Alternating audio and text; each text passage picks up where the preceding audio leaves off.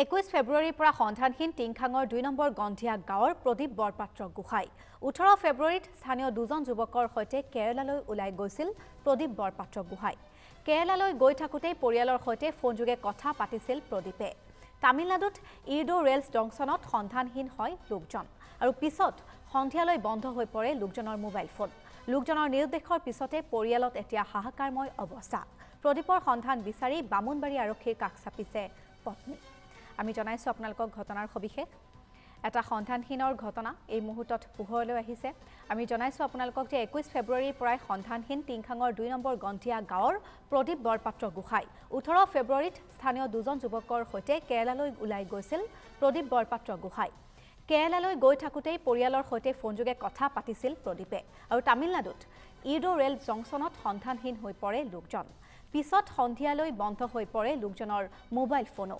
লোকজনৰ নিৰুদ্দেশৰ পাছতে পৰিয়ালত এতিয়া হাহাকাৰ অৱস্থা প্ৰদীপৰ সন্ধান বিচাৰি বামুণবাৰী আৰক্ষীৰ কাষ চাপিছে পত্নী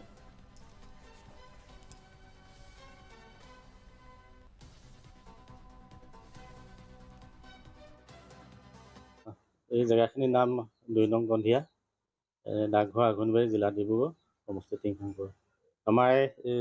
গৃহখনৰ মোৰ পৰিয়ালৰ ভাইটি তেখেত কেৰালালৈ বুলি 18 ফেব্ৰুৱাৰী দিনাখন ওলাই গৈছিলে কৰ্মসূত্ৰে আৰু ঘৰখনৰ একমাত্ৰ তেওঁৱে উপাৰ্জন কৰি ঘৰখন চলা কৰি আছিলে গতিকে সেই কৰ্ম সংস্থাপনৰ কাৰণে তেওঁ কেৰালালৈ গৈছিলে 18 তাৰিখে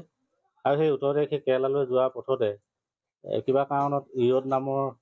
এটা ৰেল জংচনত তেওঁ নামি পেলাই মানে নিৰ্দিষ্ট সময়ত তেওঁ আকৌ পুনৰ ট্ৰেইনখনত নুঠাৰ কাৰণে ইতিমধ্যে ট্ৰেইনখন ৰাওনা হ'ল আৰু তাৰপিছতে তেওঁ সেই ঠাইতে থাকি যোৱাৰ পিছত মানে বিশেষভাৱে খবৰ কৰাৰ পিছত পুনৰ তাতে কাম কৰি থকা আৰু এজনে সেই ইৰড নামৰ ষ্টেচনটোৰ পৰা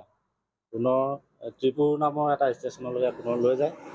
আৰু তাতে বহাই তেখেতক খাবৰ কাৰণে কিবা আহাৰ যোগাৰ কৰিবলৈ যাওঁতে পুনৰ সেই স্থানৰ পৰা ত্ৰিপুৰৰ পৰা নিৰুদ্দেশ হৈ যায় গতিকে আজি পৰ্যন্ত তেখেতক আমি কোনো সংহত পোৱা নাই